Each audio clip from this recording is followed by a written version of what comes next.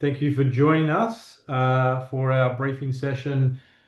First off, we've got Fiona and Scott who are going to do a presentation on the community action plans, the engagement plan. So, welcome to Scott and Fiona from Canberra. Thank you very much, Ben. All right, I'll just pull this up. Testing my screen sharing.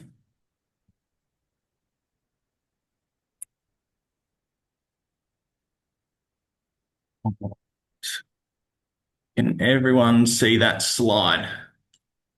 Oh, yep, awesome. Thumbs up.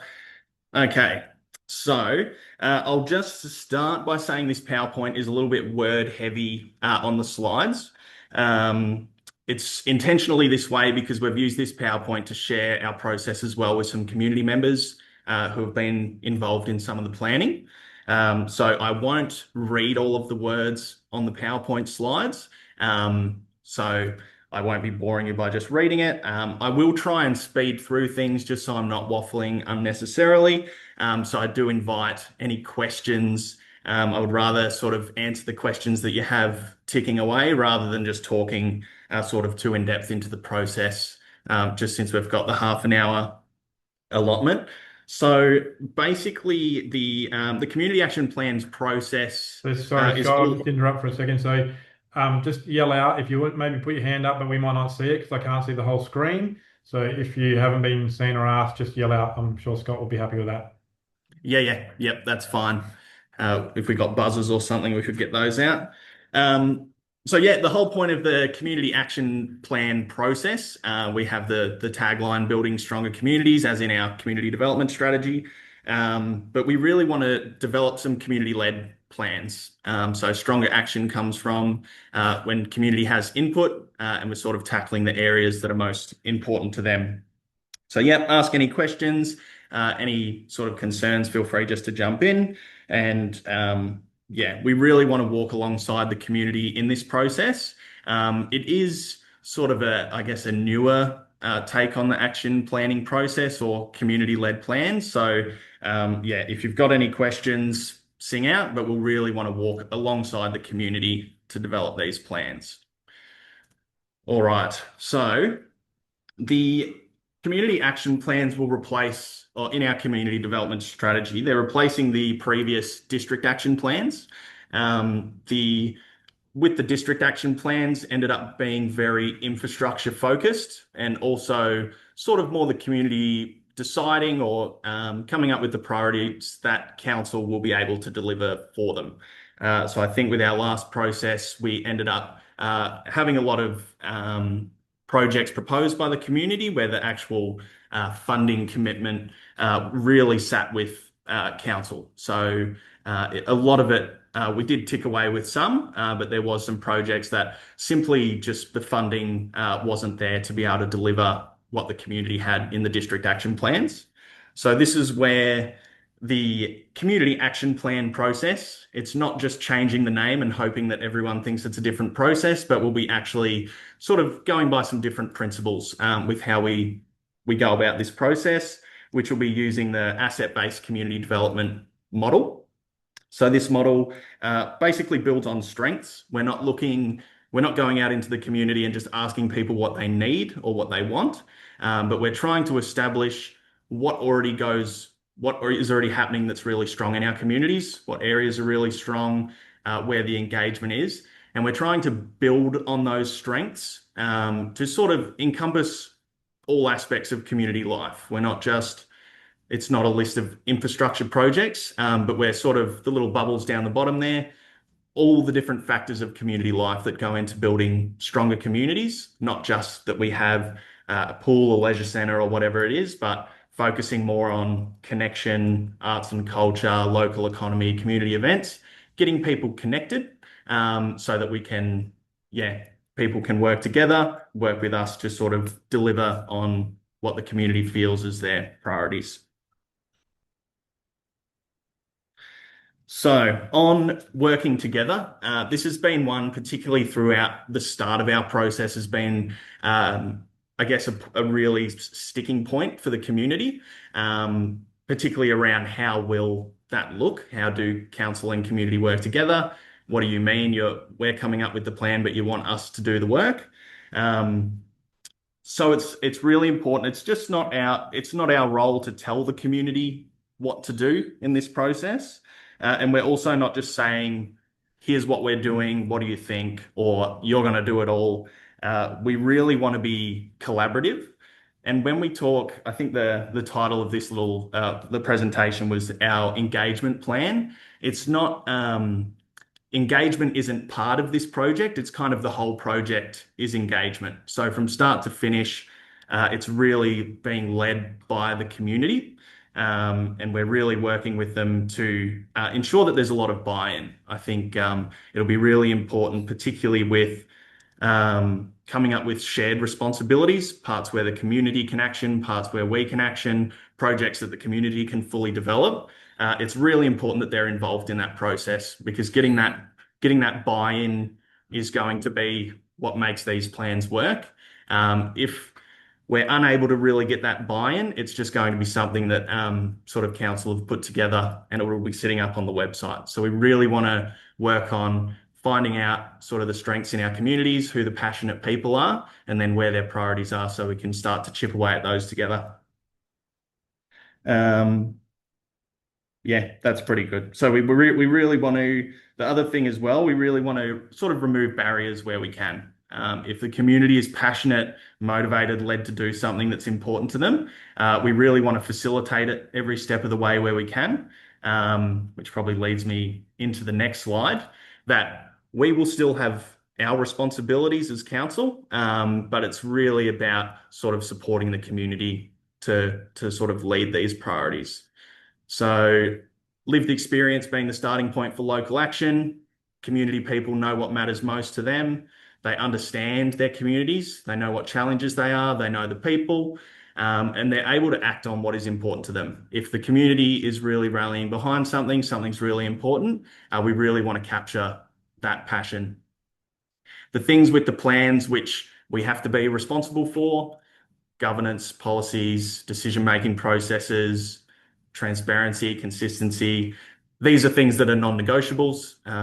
So we are going to have to operate with, it's not that we're just going full crazy, give the community whatever they want to deliver their projects, but we really want to, within sort of the environment that we're in, we really want to enable it as best we can. So this is a little bit of an outline on our process. So going from planning and promotion, this is sort of what we've been working through with our community champions, which we've called them, but they don't really like the community champion title. These were the people who attended the National Small Town Reinvention Conference with us, which was great to see sort of the ideas that it sparked, some of the great things that are happening in small towns across the country. So we've started by connecting with the representatives from our planning areas, and we've sort of discussed this process. It was really important to test out the ideas with some early adopters, these people who attended the conference, very well connected in their communities, very passionate about seeing things improve. So it's always good to sort of harness that passion. And yeah, I think some of the things they got out of the conference, they were really passionate to sort of get going straight away, even apart from this process.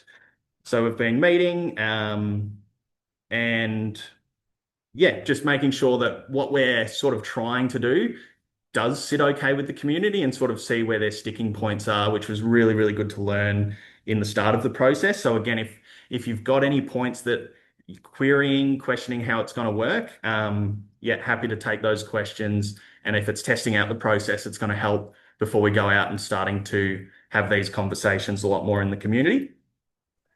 Can I just ask a question? Yes. First, yep.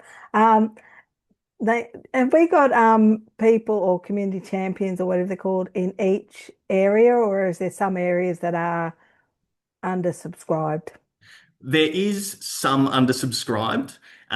We also have had some community members, they weren't fully aware that we were going to be conducting this process after they went to the conference. So they did go to the conference, but haven't really been super engaged in the planning process. I think the only person where we don't have a representative from might have been Pondy Younghusband. But we had a representative from each other area. But whether they have been engaged has been a different thing. We've probably got about 4 really passionate and some that are happy to email in some feedback. But that was our starting point. So we have started to, as we're getting out and about talking, as we talk to people about this upcoming process, some members of the community have been really keen to get involved. So we have been able to start to get a bit of a list of some more contacts. But yeah, I'll talk about it in a bit, but we really want to try and capture everyone. It's not just, oh no, I missed the drop-in session, I didn't get to have my say. But we'll, talk about how much we'll try and get out to everyone. Scott, Councillor Schultz has got a question. Sure. Thanks, Gary. With these community champions, have most of them been around their respective district for a number of years? Because I mean, if they're relative newcomers, they're not going to be quite in touch with the area as they could be. Yeah, definitely. There's actually a pretty good mix. We have some that are sort of, I guess, almost born and bred, but like a Rocky Warren, been out at Swan Reach for a long time. We have Jan Badco, she's been at Blanchetown for a long time. And then we have some others. There was another representative from Blanchetown who's only recently moved there, however, very passionate about seeing things improve in town. So we do have a mix of experience, but the thing that we do have is that the people who are involved are pretty well connected in their community now. They do have a good sort of a bit of a launch pad for us to start connecting with people, and they're passionate. So that was the most important thing, was that they're really going to drive the passion from the community. I hope that answers the question. So yeah, more conversations, less meetings is kind of what we're going with. We really want to understand communities. We don't want people feeling like they're just telling us information and we're extracting it out of them. But we're really trying to get out there and have lots of conversations. So I'll talk a little bit about our timeline. But once we go out to our communities and we try it through workshops, surveys, we'll get the information. We'll then work with some focus groups. So through this, we'll identify people who want to be involved in this process, and we'll be able to use some focus groups to start to interpret some of the data that we've got. That will obviously need to be within our privacy limitations. We won't be able to give them access to everything, but we want the community to be a part of that theming and categorizing process, that it's not just, I filled out a survey and then I never heard from them again until 18 months later. We really want people who are passionate to be involved. And this is the whole process will be connecting these people. We will be hopefully building relationships, mapping out what our strengths are so that we can leverage those across the duration of the plans to get those actions done. Drafting plans, we'll put them back out for feedback to make sure that once we have the plan, that we've actually heard the community correctly. So we want there to be some further input into our drafts. We can take further submissions, whether there's more that the focus group has to say before the plans are finalised for starting to get some work done on them. So I'll just go through these processes in a little bit more detail, just so it sort of clears up how this looks rather than just sort of general overview. And I'll zip through it. I'm keeping in mind that birthday in Adelaide. All right. So promotion, how people are going to figure out about what we're doing. We're not just hoping it'll trickle out into the community from our champions. So this will be a little bit of the, I guess, the boxes that will be ticked to make sure that we're promoting this out into the community. Media releases, or the media release, and also just contacting the local newspapers, community newsletters, just for people to start to share this around their channels. We'll have it on the website. We'll just have some signage that we're doing drop-in sessions, just to make it a little bit known that we're doing stuff in the council office, or we do want to try and get out to other places, not just keep it in the council offices. Flyers, social media, staff. We also want our elected members to be champions of the process as well. We will put the invite out to be more participatory in the process as well. And then the big one will be word of mouth. I think things travel in our communities quickly in these small towns. So I think if we can start these conversations with connected people, we can really filter through the community quickly through word of mouth. Cool. Planning areas. I guess this one can be a very quick one, but the overview of our planning areas really representing how people live and interact with their community. We want people who are, and this is not, if I am just out of the boundary and I actually go over to Swan Reach a lot more, absolutely. People aren't restricted by where their address is. It's really, if you're involved with this community, and you're connected with the community, you can have your say on that plan. This is not and if someone really is passionate about everything, they can be involved in the whole process and have a say across the council. So we really just want people to be involved and not sort of exclude people based on where they're at. A little bit more about the asset-based community development approach. So I'm not keeping up with my slides. The very simple gist of it, I guess, is number one, we really want to document community strengths. We have across these 6 key elements, really every sort of factor of the community. We have our people, passion, skills. We have the social networks, so informal and formal. The institutional assets, part of us, but also other services, schools, other organisations. We have our local businesses.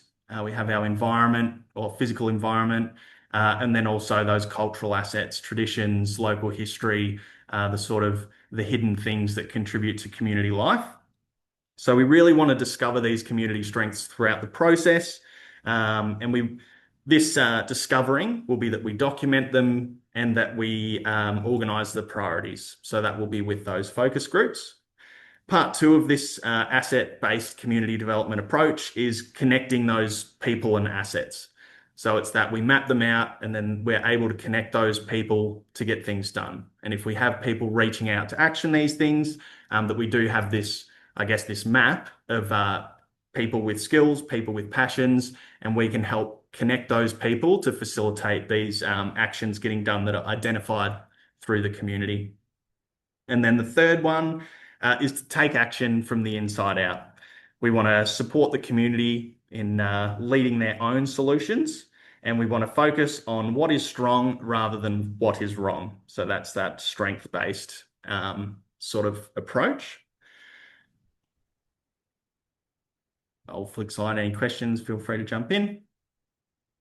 And the other thing, so just going into a little bit about how we will get this information, we really want to be as available as possible for the community. We don't want it does say online survey.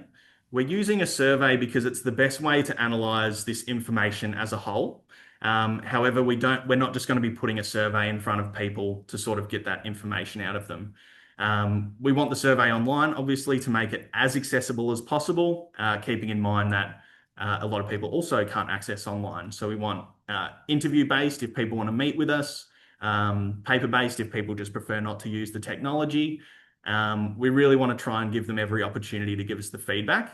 And where we book a meeting and go through at length, understanding people's concerns or priorities within the community, we want to feed that into our survey. So that way the information isn't just forgotten as a submission or, oh yeah, I had that conversation with that person, but that we can input it into the survey. They can see how it's written in the survey to ensure that we've understood it, and then it is taken into account as a whole. So we really want to give people the best opportunity, attend community events where possible, and then I'll go into that we also have some childhood and youth engagement.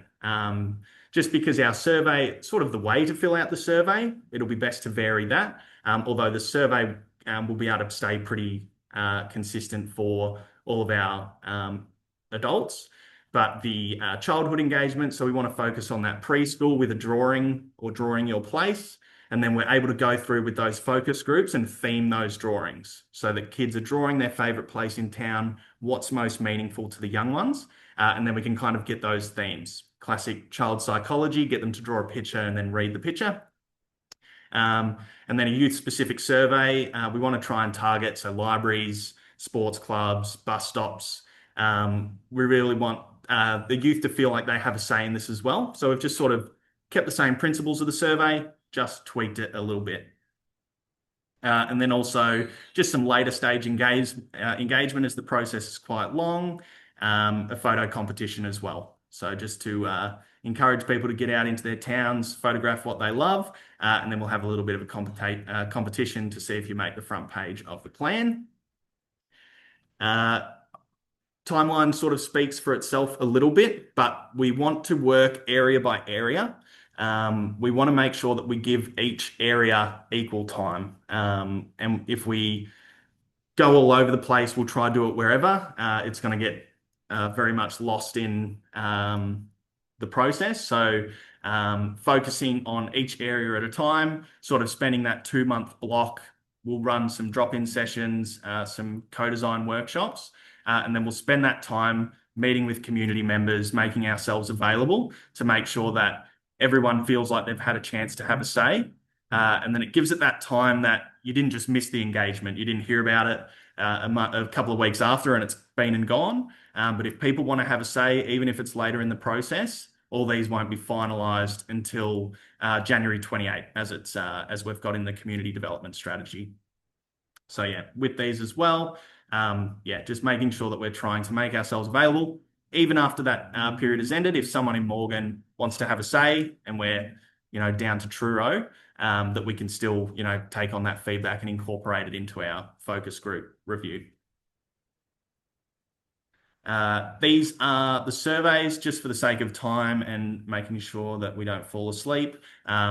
It's more around, we want them to identify their strengths. We want them to talk and be action focused around what they believe are their priorities.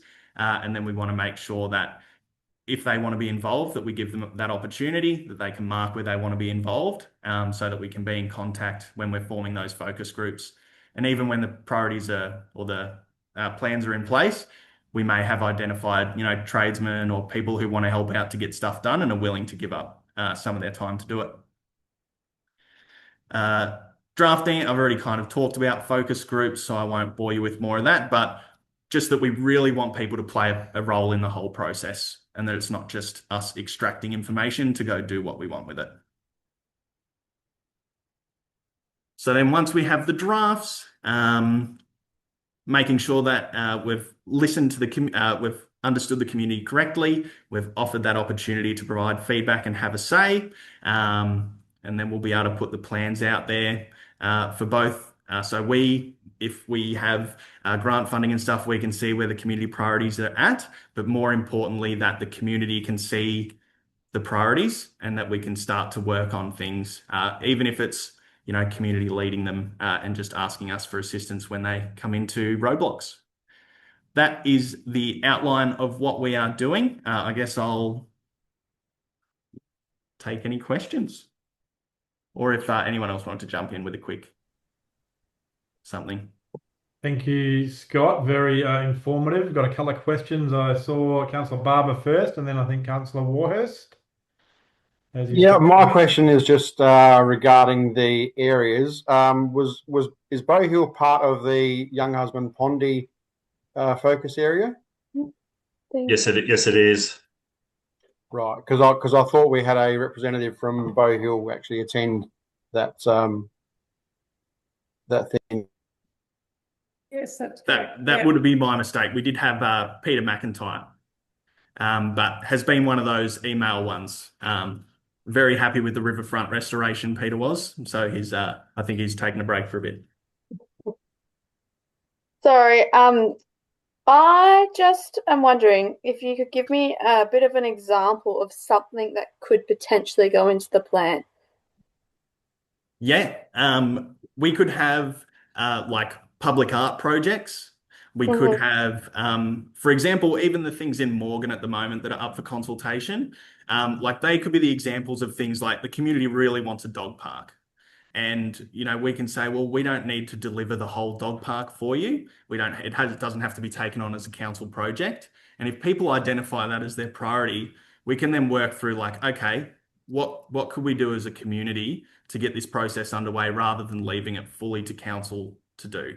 And it may be that we open opportunities where, whether there's tradies in town that are keen to do stuff for the community or get roped into doing it, where everyone can chip in because they're passionate about it. It's not pointing the finger to say we need this done, but sort of seeing if we can facilitate that community-led action as much as we can. Which I think probably too, just to add in, so with the development, with these plans, they will be structured in a way where every item, some items will come directly under council's responsibility, some will not be council's responsibility. Therefore, it's at that point we identify, all right, whose responsibility is it? Who's interested in progressing that matter? And then part of this process is identifying who are the people in the community that have the skills, the talent, the knowledge, the context, the networks to be able to actually work together to deliver that project. So it's really a shared action plan between community and council, where we're sort of clearly identifying what's council's responsibility, but also what is not council's responsibility and what is community responsibility, and then sort of being able to work together to share information, etc. Lovely. I have one other thing. So you said that they'll be published in 2028 and they're published for 5 years. So that's halfway through a council term. Do you think that will make any impact? Will the next council in 28, 29, 30, 32, will they want to change it? Oh, sorry, 2030 will be a next council. Question for Gary. Nice handball there, Fiona. Yeah, that was very nice, Fiona. Thank you, and I've caught it. So obviously, when we developed the community development strategy, the implementation was delayed. So we are trying to now bring these plans online as soon as possible. But to a certain extent, while Scott has sort of said yes, 5-year plan, I think to a certain extent they're a living document. So priorities will change as funding changes, as council changes, as community champions change. Yeah. So yeah, I think I see it probably more as a living document than as a static, 5-year plan. Lovely. Great to hear. Thank you. Are there any other questions as I scroll across the Brady Bunch? Not a question, but I'll just add another commentary to the project as a whole. Scott and Fiona have done a fantastic job in trying to map this with our community champions. We realise that there's going to be engagement overload, not only with this project, but with other projects that council will be undertaking, and most notably the Tourism Precinct Planning Project. Mm-hmm. So we've spoken to the consultant team regarding that project. So when they're doing their roadshow engagement for the tourism precinct plan, the community services team can tag along, be part of those conversations as well, because literally there's going to be an iterative process between, these community action plans and the tourism action plans, because they're ultimately about creating place and that reinvention of our towns. So it's important that the two projects do talk to each other as we go along. Thank you, Gary. Any other questions before we close up? Look at that, 4:30. That's right on time, Scott and Fiona. Thank you very much. A huge amount of work has gone behind the scenes, as Gary mentioned. So really exciting concept for us as a community and council. And look forward to it being progressed. Thank you. Thanks, everyone. Cheers. All right, Scott, you're next. So the next item on the agenda, as I bring it up, is Mannum Leisure Centre fees. So there's a report going into this council report, which you should have the agenda tomorrow. Just a couple of questions have come up about this. So we thought it prudent. Gary sent out an email, I think, Gary, to the elected members to give you a heads up. So Scott can just give you a brief overview before the report. for those specifically in the Mannum and surrounds area where they may have had questions on this. Excellent. Thanks, Ben. Yes, so just to explain a little bit on what caused the community concern around the or council's increase in fees and cancelling classes, just wanted to provide a little bit of the context, and then I'll invite any questions just in case there's any specific questions, and then I can just go into what the report or how the report fixes or solves some of the issues. So a little bit of the background, we've had Strength for Life classes delivered at the Mannum Leisure Centre by a contractor. So this is just using our, mostly our senior citizens room as a group exercise space. And some of the community members called it bend and stretch classes. It is like a Strength for Life, senior focused, affordable classes, and it's really focused on sort of keeping people's strength as they get older. So really focusing on that active aging. A lot of communities around South Australia run these programs. However, most of them are sort of gyms with employees. So it does make it, we're operating in a little bit of a unique environment. Another thing with, although we had the bend and stretch style class with in the open room, the Strength for Life program, the real bread and butter of it, I guess, is the individualized gym programs. So it's about supporting people as they age to keep up with their strength and to have a program that's suitable for them and also under the supervision of a qualified fitness professional. Just make sure that they're doing it safely and that we've got a lot more good than harm coming out of these programs, because it can be a dangerous thing, particularly if people haven't been in the gym and it's something that they've been recommended as they're getting older. It's really important that we try and have that support available. So these contractor sessions starting in the senior sits room, eventually they were approved. There was one session happening in the gym on a Thursday. And this is where we didn't have a formal fee or process for hiring the gym facility. And it was a little bit of a communication breakdown with the changing overs of staff managing or overseeing not overseeing, but working at the centre over the last couple of years, that the fee that was being charged was for the senior citizens room hire, not for the gym use. And because it's unstaffed, these classes were happening in the morning. No one was at the facility. So it has just been charged basically incorrectly for the past couple of years. I'm not sure exactly when the gym classes started. So this was the increase, that the incorrect rate had been applied to these classes because the contractors are not making money out of them. They're very much for community benefit. They're charging $10 a session, and they've often got one or two or three people an hour taking part in these sessions. So the charge that we were charging, they're basically recouping their costs through these sessions and keeping them affordable for participants. So Zach has finished up, is starting full time, and we had communicated these fees late October to the new contractor who'd been organised to take this program over. And in communicating our fees that we have for fitness contractors, this was seen as a major increase in fees. So it wasn't so much that council had increased the fee, but that we were communicating the correct fee, which had been identified that it was incorrect. So we had been talking with both Paul and Zach about how it can be, how we can allow these classes to go ahead and still have a fair and equitable fee model for our people using the centre. So a report was due to go to council for January. However, it didn't make the January meeting. And when I had communicated we had to go with our fees that we currently have, we can't just make up fees, that the participants were told basically that the class wouldn't go ahead because council have increased their fees.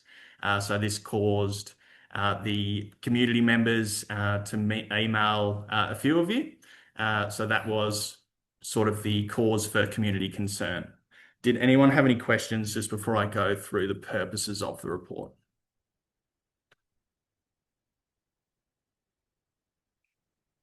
Nope.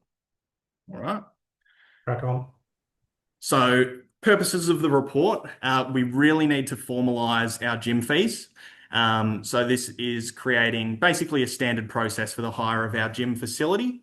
Although we had this one contractor running classes for community benefit, we have had someone else reach out, and it identified that we needed a clear fee in our fees and charges, where we're not operating under a buy arrangement, sort of everyone getting their own individual agreement. We want it one charge for the community, so it's transparent and that we have a standard process.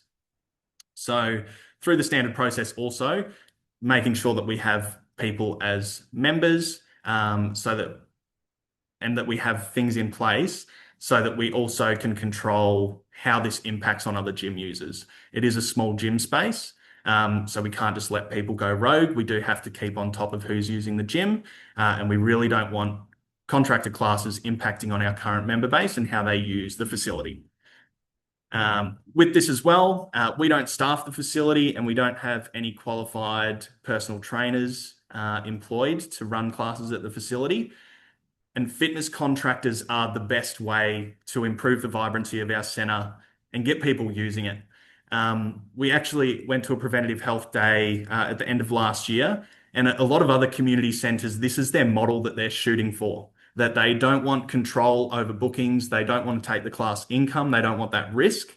However, they want to make it sort of more suitable for contractors to lead that completely on their own. So that's what we have. We have contractors that are passionate about the community, that want to help people improve their health, and they're doing it at our facility, providing a service for our gym members. And it can only reflect good on us if we have that centre nice and busy. And then I guess I'm just about to start talking about the next slide. But there's some limitations with the facility. We are only staffed only a little bit of the time, and that we don't employ our own trainers. So through the benchmarking, a lot of the facilities that offer these cheap classes, it's because they have personal trainers employed, and they run these classes during off-peak times because they have to have the staff there. So they're just recouping a small amount of their costs for the staff time while they operate these classes in a time where usually no one else is using the gym. We also have very limited space. So contractors, the viability of classes is tough because they can't have a lot of participants in the class in the gym space. So we're often working with smaller groups. In the current landscape, those people are older adults who have a very low capacity to pay for personal training and that sort of thing. These are, $10 classes for an hour sort of session, to make sure that they're supervised while they're doing their programs. Just some factors that we've put into the pricing in the report, that the clients need to be gym members. This is the income in terms of financial sustainability. The best approach for income is through the clients having memberships. This is also what other gyms use, where their primary focus is getting people on as members rather than charging their personal trainer or contracting personal trainers, and if physios want to use the gym as well. It's all about getting the client on a membership. The contractors, because they're not employed by us, they also need to charge a fee to recoup their costs. So all these costs get shifted onto the client at the end of the day. So it just needs to be considered when we set the price. As I mentioned, benchmarking, so just making sure we're aligned with other gym services. It's very hard to find a facility similar to ours that's staffed at a similar time, council-owned facility, like no sort of group fitness timetable in the programming. It's a very unique environment, so it was very hard to benchmark against other facilities doing the same thing. So most of the benchmarking has been done from sort of commercial gym or some of the Riverland gyms. A couple of them were a part of a leisure centre.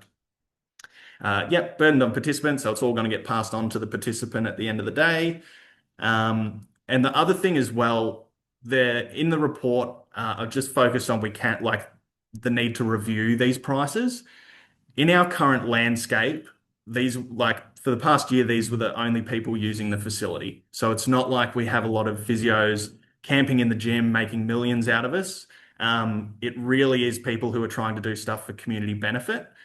So we really want to allow them to lead that programming because the expense involved in us employing people to run these programs for members is significantly high. So we really want to improve the use of the facility and support these contractors to support our members.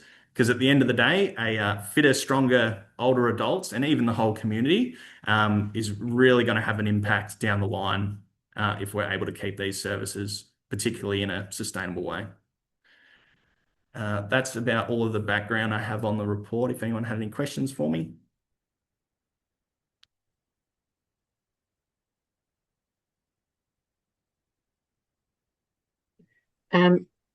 Yes, Scott, hi. Sorry, I've been in and out because my sound was playing up, but it's okay now.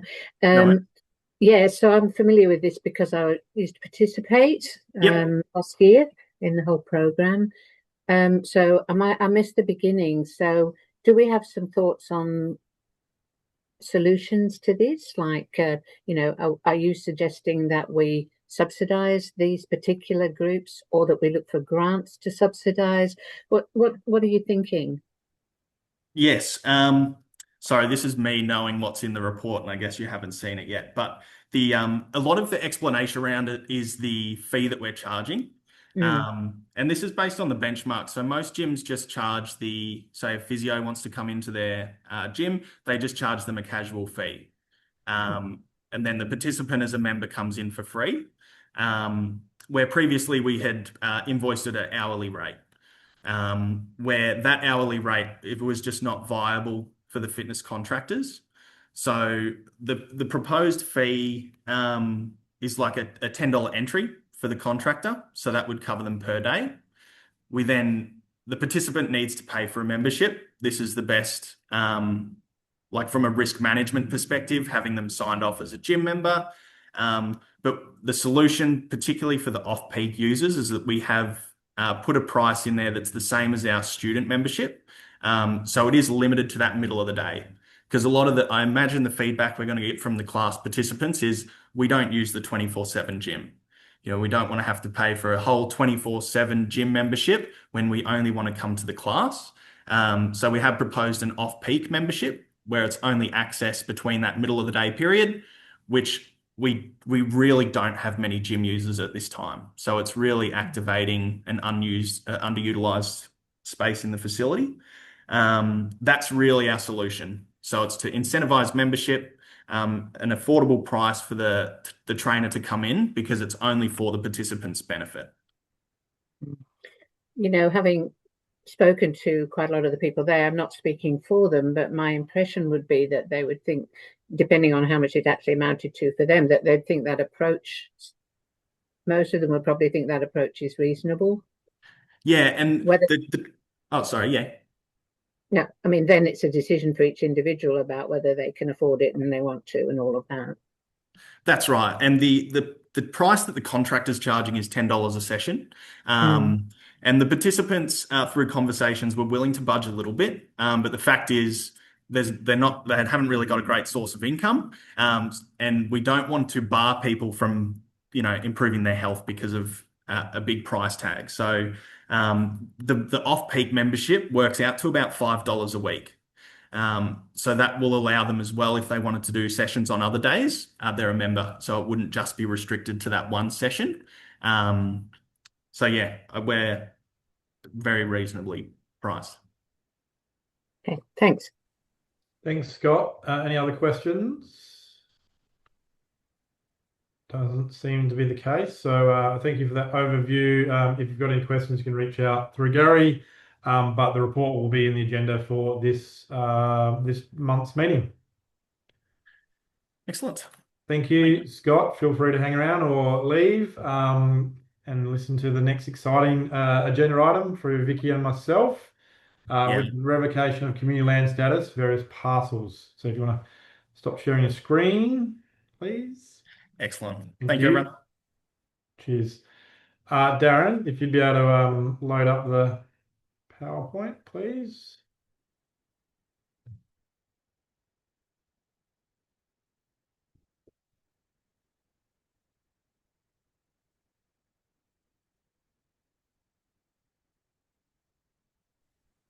Thank you. While that goes full screen.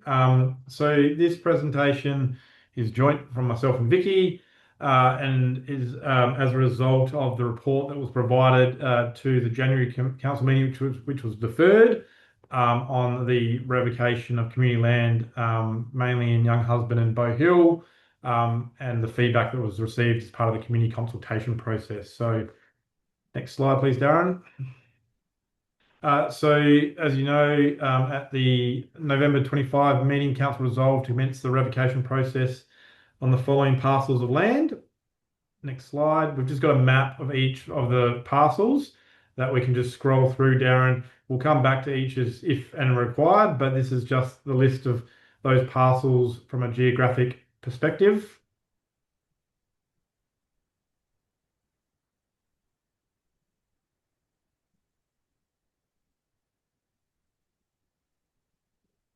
So that one, just hold there.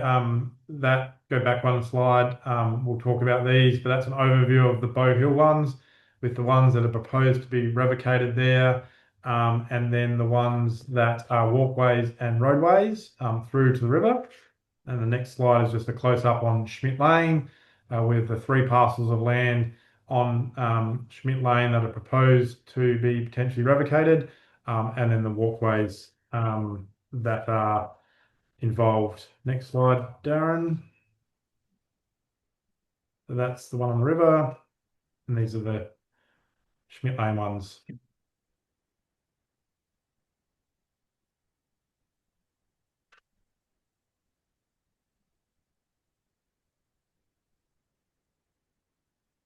Thank you, Darren. We can go back to any of those if there's any questions. Gary, maybe if you could just keep an eye out if there's any questions or anyone has got their hands up for me. Thank you. So community consultation included notices in the papers across the district, the Leader, Murray Pioneer, Wakery News, and the Murray Valley Standard. We also advertise on the council's website and Facebook. We emailed to our subscriber list, which is 159. Correspondence was sent to adjoining neighbours, 28. And we mailed out via email and Australia Post to the 182 landowners in Schmidt Lane, Providence Drive, Nathaniel Place, Terrence Place, and Gearhard Place, as well as having a community session here in Mannum on the 10th of December. Thank you, Darren. Just jump out if there's any questions. Public consultation was completed and a report was presented to Council on the 27th of January, providing the submissions received and requesting consideration and endorsement of the Minister. Following that discussion and deputations, Council decided to defer the report and a briefing, provide further information and enabling a informed decision. So that's what today is about. So the next slide, we've received a number of questions, so thank you for putting them through to us. So we're going to work through those questions, and Vicky's got some answers to those questions, and then we'll have an opportunity to have a chat or clarification. So after each question and answer, if you do have any further questions, we'll give a moment and you can just reach out. Vicky, lead away. Okay, so question 1. Planning, Development and Planning very kindly gave me the answer to this one. Are there any requirements under the Planning and Development Act, including when initially assessed for subdivision, that the land at Bow Hill needs to be kept as a condition of the subdivision? The answer is the parcels were designated as reserves as part of the land division at the time of the development approval. Some of the reserves providing non-riverfront blocks between Schmidt Lane and Providence Drive lack Crown land access, and others providing local open space.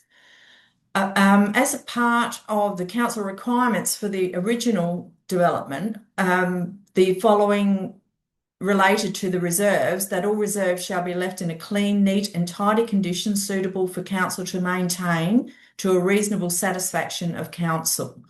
Council has ownership of the parcels and can determine that they are surplus to needs and be sold following the revocation process. However, it should be noted that none of these reserves have SWIMS connections, and the approval as per council requirements stated that a disposal system was to service all allotments that contain or are to contain a dwelling. So any future landowner would need to comply with the additional SWIMS connection policy, which includes engineering assessment to determine the capacity of SWIMS, contribution to the capital equity of the SWIMS, and pay for any upgrades required to the treatment plant and irrigation area, along with the cost to physically install the connection point in the ground.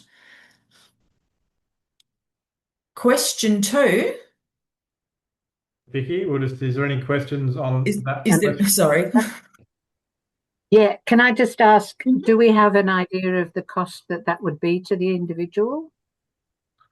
We'd have to take that on notice because it depends on the capital equity, which can be significant, and then the costs associated with the actual connection. So, we'd have to take that on notice and give you a bit of an overview. But it wouldn't be cheap. Councillor Togic McPeak. Councillor Schultz. Yeah. If that development was put forward for approval under the current code, would it have passed, or was only because of it was in the old code that it was approved? Gary, do you want to make a comment about that? Yep. Thanks, Councillor Schultz. Look, it probably would be approved under the current regime. There would have been requirements, obviously in terms of the minimum lot sizes as they apply today. And again, there would have probably been a requirement for the 12.5% open space contribution or cash in lieu of. That there would have probably been some reserve dedicated for approval today. Thank you, Gary. Any other questions before we move on to the next question? No? No. Vicky? Okay, question 2. Were the reserves built as access roads for parking, or was the intent for recreational open spaces, and should this be looked at into as a safety issue? The answer, these parcels were designated as reserves as part of the land division. These parcels are not subject to a community land management plan and therefore have not been given a classification, i.e. recreational. In effect, they are undeveloped reserves with no stated purpose other than reserve. In comparison, the WOB Reserve, even though it's Crown land, has a classification as a recreation reserve, and that would be a different kettle of fish. From the public safety standpoint, Bylaw 4 contains provisions that prohibit driving or parking on council land. As with all compliance measures, individuals are required to adhere to any reasonable directions or requests from authorised personnel regarding the safety and enjoyment of the land. As per council's service schedule, parking complaints are a low focus activity with investigations and actions undertaken in line with council's enforcement policy. It's acknowledged that even though the reserves are public space, the lack of defined use has meant that the land has continued as overflow parking for a number of years, contributing to preventing genuine recreational use. If these parcels are retained, an appropriate classification and management plan should be considered. Thank you, Vicky. Any questions on that question? No? Crack on. Sorry, I've got 2 mouses here and I'm confusing them. How many families out of the 78 dwellings at Bow Hill actually responded to the consultation, read the Bow Hill land parcels? We received 12 responses from property owners that were directly contacted by either email or letter for the Bow Hill properties, and 2 of those were from the one dwelling. Any questions? No? No? I'll help you out, Vicky. I'll read the question for you. Thank you. Question 4 is how many emails and letters went out to local residents announcing the consultation? Okay. The total number of emails and letters to local residents, including the adjacent owners, were for Bow Hill. There were 5 letters to adjacent owners. Taking into account some of the adjacent owners were for different properties were the same people. And plus 182 notices to property owners of Bow Hill. Sanderston, there was 3 notices to adjacent owners, and Young Husband, there were 20 letters to adjacent owners. And again, with Young Husband, some of them were the same people living adjacent to more than one property. Thank you, Vicky. Any questions on the comms? No. Thank you, Darren. Question 5, how many modern riverside communities like the Bow Hill development are there in the Mid-Murray Council area? There are 23 other similar riverside communities, some not as big, but there are 23 others identified. Thank you. Just a question for me is if we've got those 23 other areas, do they have the land set aside for reserves as well?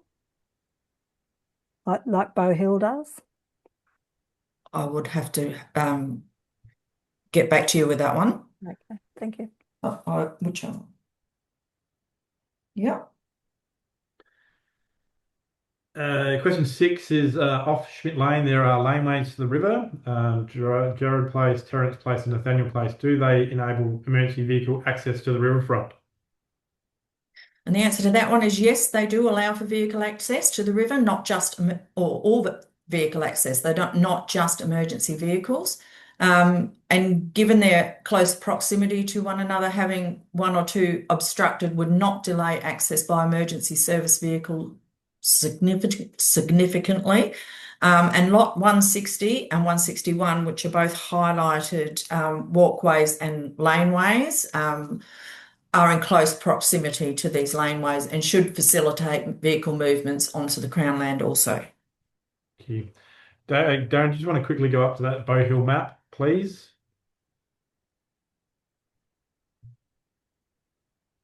That one there, Vicky, that's what you're referring to? That's 9. Yeah, the opposite 155 and 164 are the 2 we're referencing are not actually the roadways, they're laneways.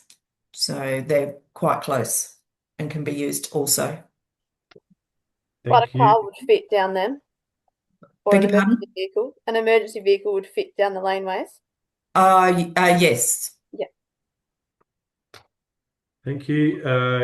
Back to slide 22. Councillor Barber had a question. Hi, Councillor Barber. Yeah, my question was, so how many other vehicle access points are there along the riverfront for Bow Hill? Like how many in total would there be? If you want to go to the map, Darren. Go to the next one. There's a couple highlighted along there. There's also other walkways we don't own.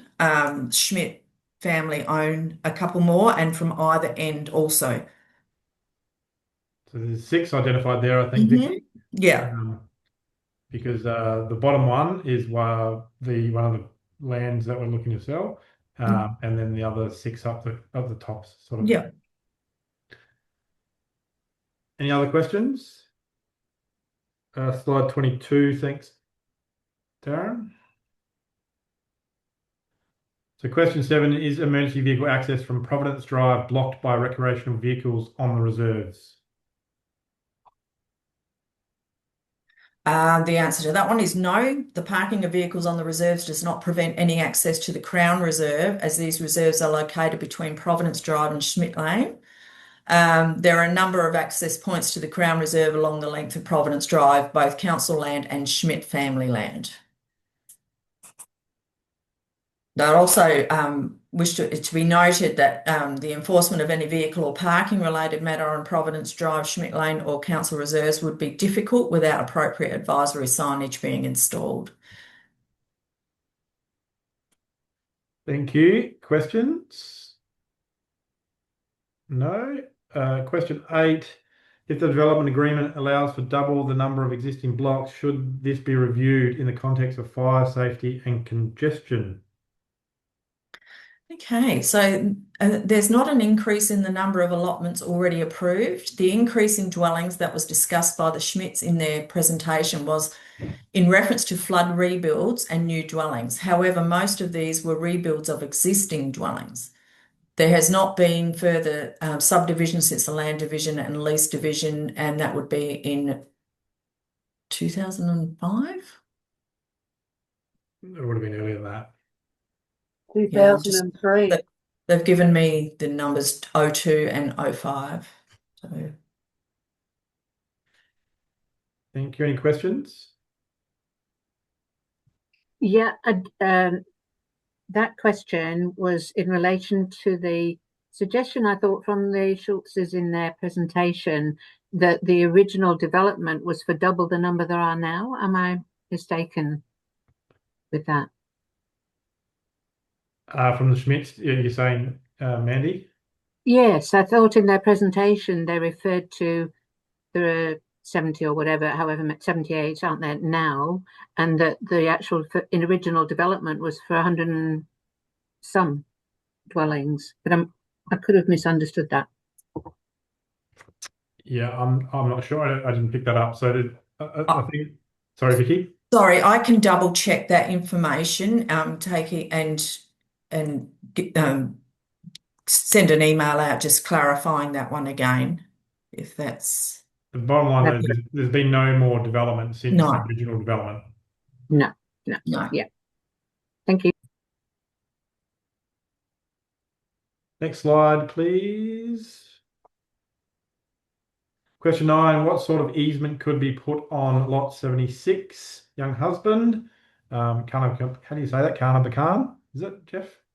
A section of the land was critical during the floods for residents' access to their properties. The locals say Can Coburn. Can Coburn. Vicky?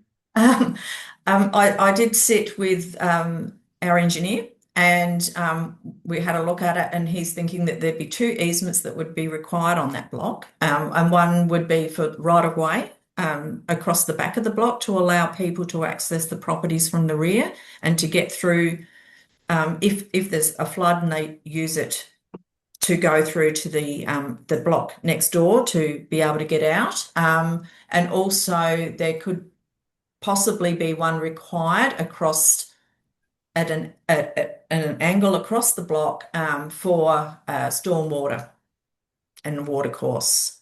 So there would be 2 required on that block. Thank you. Any questions on that question? No. Question 10, can it be confirmed that lot 74 Panorama Avenue, young husband, does not impact the leased land for Riverco Progress Association's pump, shed and infrastructure?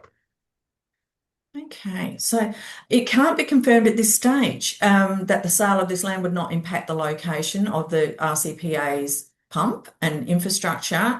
It would require a survey to be taken place prior to any potential sale, because at the moment it appears to be bordering on both the road reserve and the land itself.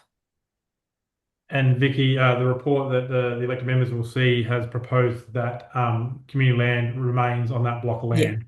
Yeah, which is a change. Recommend that we keep that one for now and look at it at a later date. After surveying information. Councillor Warhurst? Sorry, can we go just back to question 9 for 2 seconds? Mm-hmm. So we're saying that there's going to be 2 easements potentially on that block to remove the community status. So if we remove community land status, what happens then with the would we aim to sell it, or would the easements impact us to sell it? we would, speaking to others in council, we would have to probably put the easements over it prior to sale. Mm-hmm. So it wouldn't be sold until the easements were there. Yeah. To allow, because if we sold it and then expected the easements to go on afterwards, it may not happen. May So not happen, we would do it prior to sale. So the easements would potentially take it from a 1,000 square meter block to, let's say, 5,000 square meters. Yeah. Yeah. Okay. Thank you. Okay. Any other questions on those?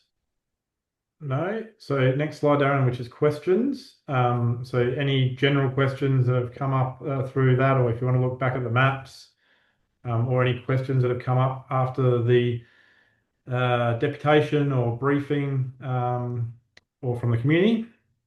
I just had one just to clarify. So the blocks of land at the moment that have all the cars on them, it is not for that purpose. It's a recreational block. Those cars should not be there. I know they're there, but that is not what it's for. Is that correct? That's right. It wasn't the intent. It was for recreational use. As you're aware, Darren, if you want to go to that slide.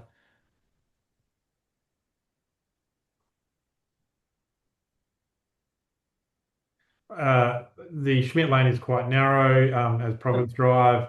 A lot of the places don't have off-street parking as such, which they should cater for their guests or their cars.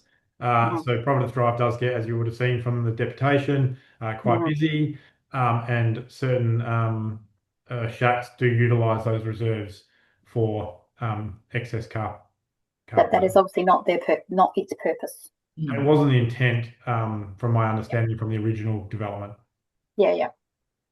Okay. Things probably changed as well, Councillor Davis, in 20 years. Cars have got bigger and more people and all of those things, but that wasn't the intent. Yes, Councillor Barber. Yeah, so this is a question for Vicky, which I have touched on with her previously. So with lot 84 Panorama being taken off the list, do I still have a conflict of interest or not? No. Cool. Well, just to clarify, that is up to you to decide, Councillor Barber, but that would be something that you would determine. But if it's not on there, then it's hard to have a conflict.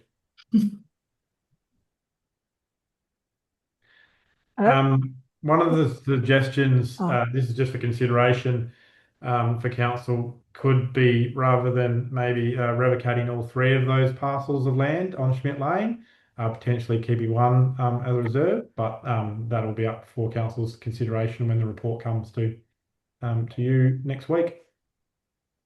Can I just make a comment, sort of, because we've got the Crown on this sort of picture, the Crown land, which is land for everybody to use, which is community land that we're not looking at doing anything with. So that's there, and depending on river level, whether it's high or low, as to how much of that land is there. So there's quite a bit of land there for the community to use, and these sort of larger, these blocks, that the three that are there, being used as car parks, it's not, or camping is probably not its intended use, and we don't have the capacity to for the compliance side of things to look after that. So to me, it'd be good to see the information in the report, but I'm thinking that, we need to put it out there, and then people can sort of put themselves in how much that they're willing to go with the Schwims, and that's just a matter of their own preference and their own finances. That's just my thoughts. Councillor Schultz. I just have something to add on that, just a little bit though of a concern, I guess. We take away parking spaces that they're currently utilising, and then they're just going to do what? Like bank up Schmidt Lane, so that becomes like chokehold, or like, it's sad that developers don't think about appropriate, means of infrastructure there. But so then what's our solution for parking there? I know it's not our problem, but it's something we deal with. Councillor Hammond. Ros? Finally, get to say, has there been any documented proof in the past that these parcels have actually been used for community purposes aside from the uncondoned parking?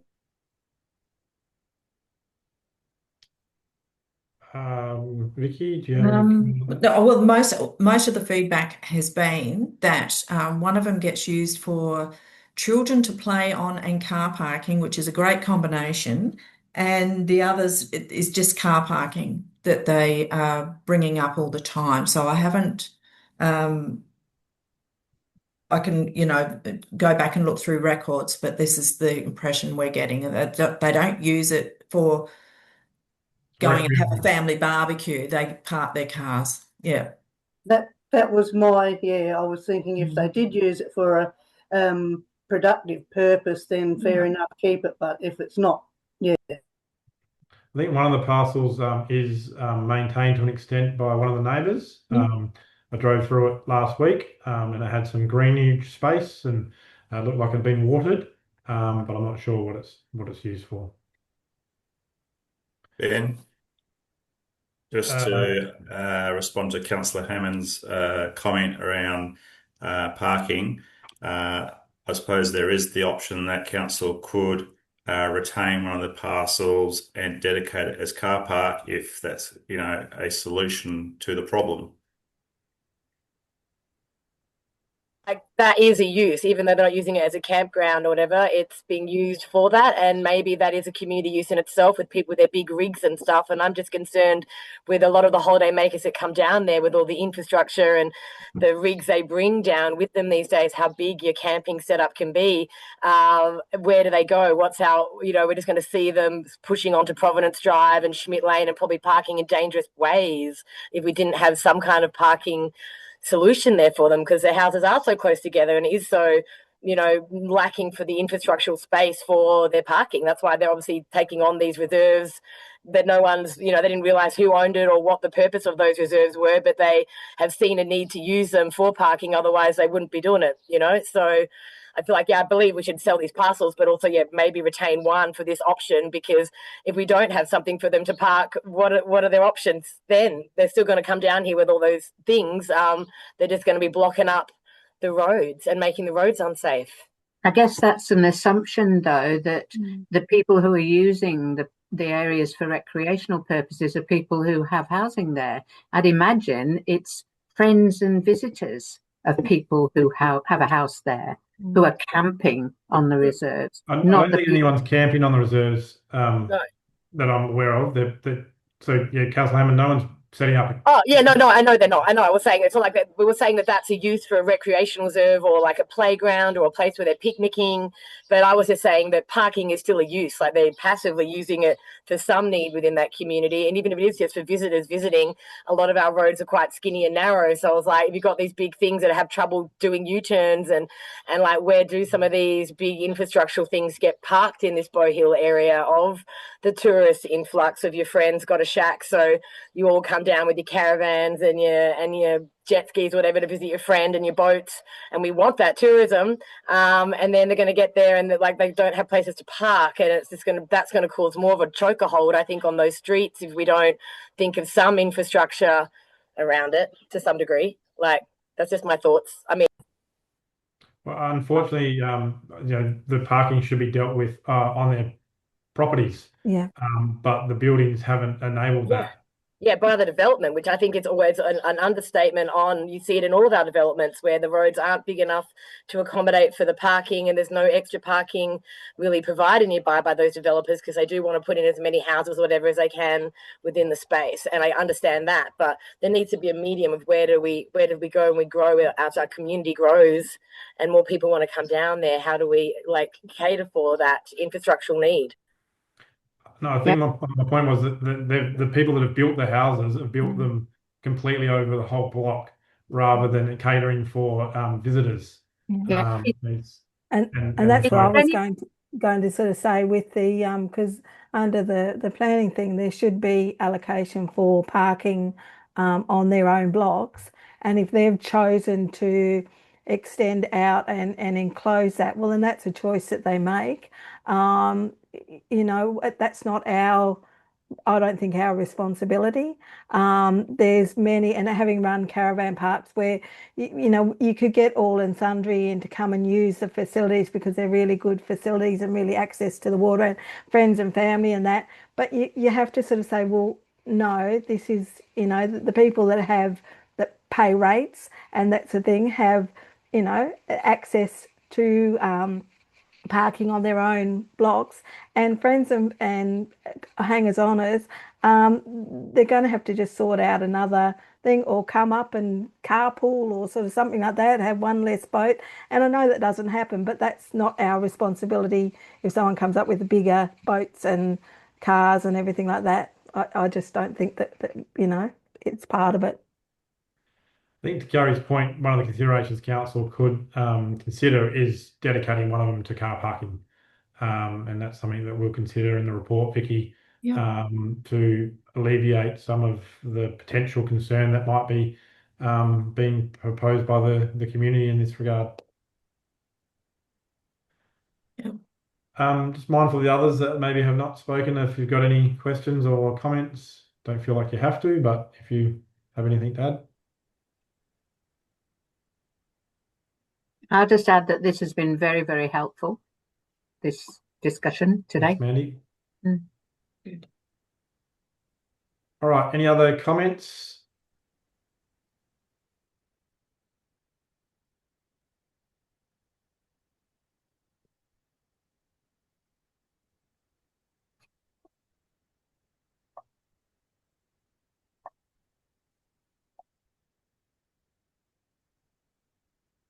Did we lose Ben?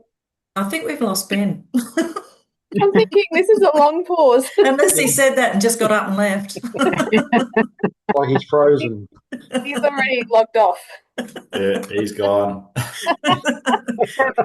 Yeah, just one question. Are we able to have the questions and answers? Because obviously the questions came from different ones of us. So that would be really helpful. I'll tidy them up and email them out tomorrow.